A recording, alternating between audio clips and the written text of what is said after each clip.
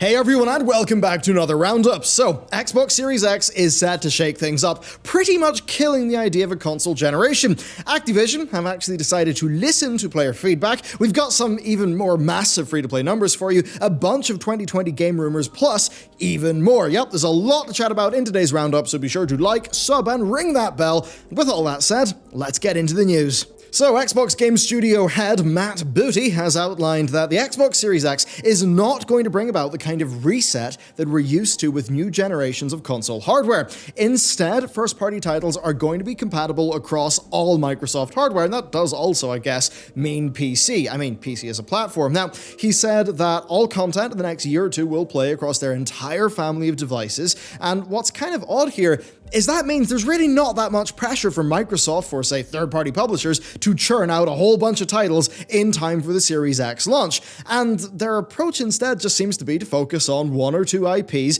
ensure they're ready for launch, they take full advantage of the new hardware, and, well, Halo Infinite is obviously one example. And Matt emphasized that it's the first time in 15 years that, they've got a Halo to coincide with a console launch. And you know what? This is actually fairly interesting. This is a massive deviation from the norm.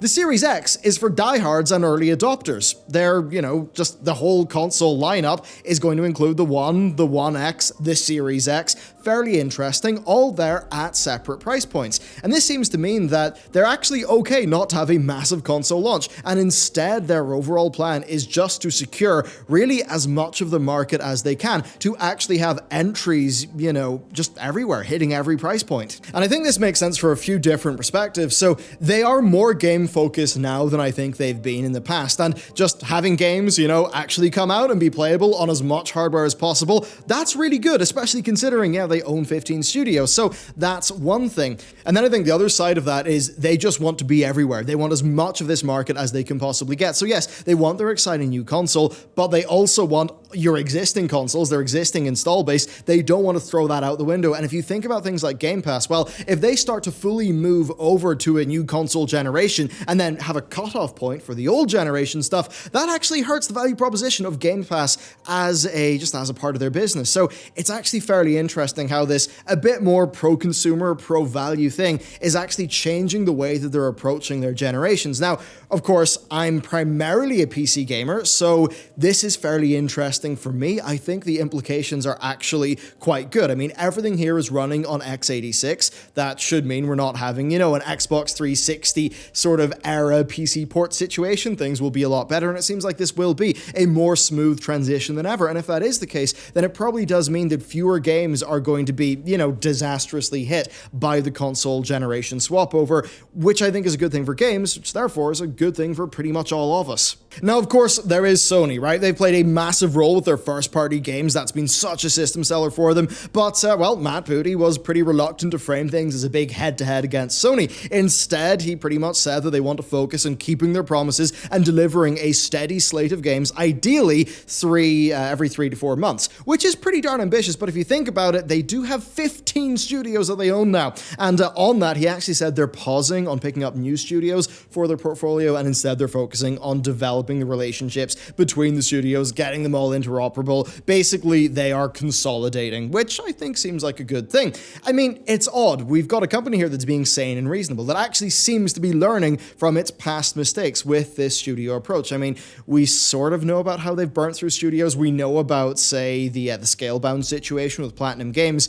I've got to wonder if this new Phil Spencer era, this new Game Pass era, is changing up the business model, and really just that being games first is, more of a priority, and that might actually be a good thing for the studios working under them. And then just the final thing about Games Pass, so Booty went against Phil Spencer's assertion that it was for games that have a beginning, middle, and end. Now, Matt actually said the Games Pass's appeal is based on, what people actually want. Then Microsoft are not going to be directive on content, and basically that for live service games, they could work because, in that instance, Games Pass itself would become the service, and potentially that could lead to, a bit more security for developers, maybe maybe they wouldn't have to nickel and dime you as much, so could actually be a decent thing. Maybe that'll be a part of their future plans. So overall, I think the take from this segment and this interview is they're very games focused. They want to have consoles at pretty much every price range that is available. I think that's a pretty good idea. Of course, it's also good for PC. You've got Games Pass as well. Basically, they're being games focused. They want to give people a good value. However, content is king, and they just do not have the exclusives that Sony do. So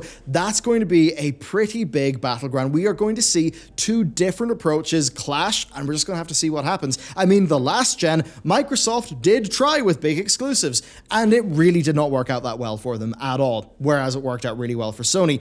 Now, though, we're seeing Microsoft with a new plan, a different plan against Sony that seems to be continuing its existing plan. So, yeah, it'll be fairly interesting to see how that goes. I actually think that people really like a good deal, and it seems like that's really the Microsoft focus. And I've got to wonder, will we have a more balanced generation this time than we did last? Then next, an update to one of Friday's stories. So, over the weekend, Infinity Ward announced that 100% of Activision's net proceeds will be donated to the Australian bushfire relief efforts. Of course, this is to do with the Outback relief pack that, they put it in, and I mean, it was seemingly in poor taste, but now they've announced this. So, everything up to the 31st of January will be donated, and it will include past purchases. I think this is a good example of the community just, seeing them release that, saying, guys, really? You're actually going to do that?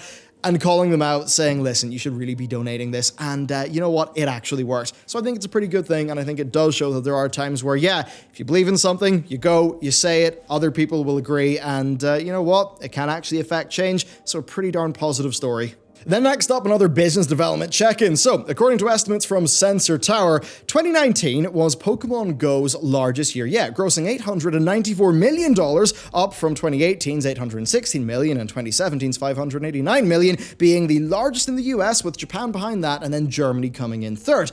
Now, this is actually becoming a crowded market, these go-outside games with Niantic's Wizards Unite, only making $23 million, Ghostbusters World making a laughable $230K. That said, Dragon Quest Walk brought in $210 million in just 4 months, and only in Japan. Really though, this segment here, this is a follow-up to last week's segment and just how depressingly well free-to-play mobile has been doing. I mean, Pokemon Go is making Call of Duty-like revenue on a yearly basis, and I've got to imagine, Pokemon Go probably doesn't take as many developers, as many studios, and as much money to make as Call of Duty does, so it's certainly food for thought. Then next up, some sad news and a bit of a PSA. So, Monster Hunter World on PC has been hit by just a lot of bugs and a lot of issues following the release of Iceborne, so it's something to watch out for.